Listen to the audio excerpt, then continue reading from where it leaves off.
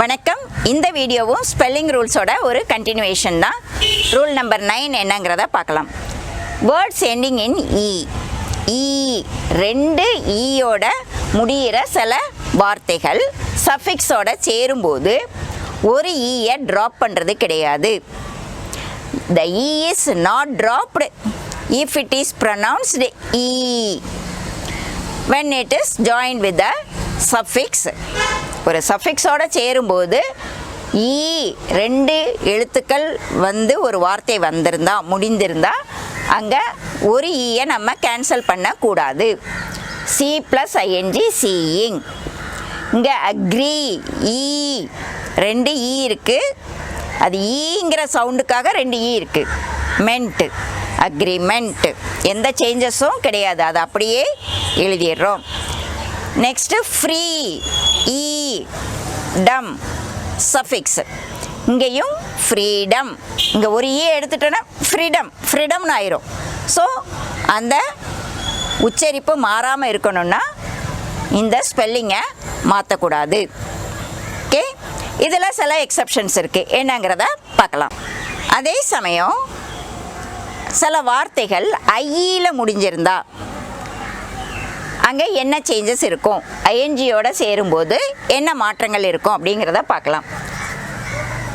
இங்கே ஐ வரும்போது டை ஐ சவுண்டு இருக்குது. ஸோ ஐ சவுண்டு இருக்கும்போது ஐஎன்ஜியோட சேரும்போது ஐஎன்ஜி சஃபிக்ஸ் அப்படி சேரும்போது என்ன மாற்றம் வருது, இந்த ஐ ஒய் அப்படின்னு மாறிடுது.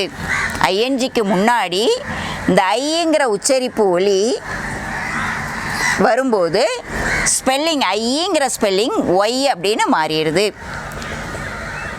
டையிங் லை லை ஐஎன்ஜி வர்றதுனால இந்த ஐயை ஒய் அப்படின்னு மாற்றிடுறோம், லையிங் அப்படின்னு மாற்றிடுறோம்.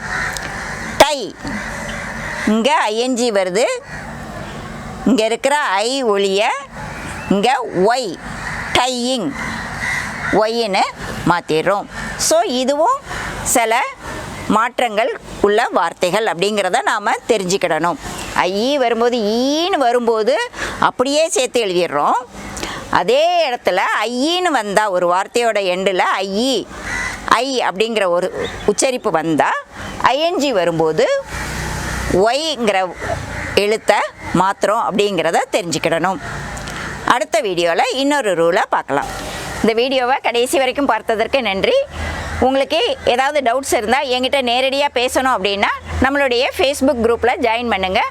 அங்கே உங்களை மாதிரியே நிறைய டவுட்ஸ் கேட்குறவங்க இருப்பாங்க. எல்லாருடைய டவுட்ஸையும் நான் கிளாரிஃபை பண்ணுவேன்.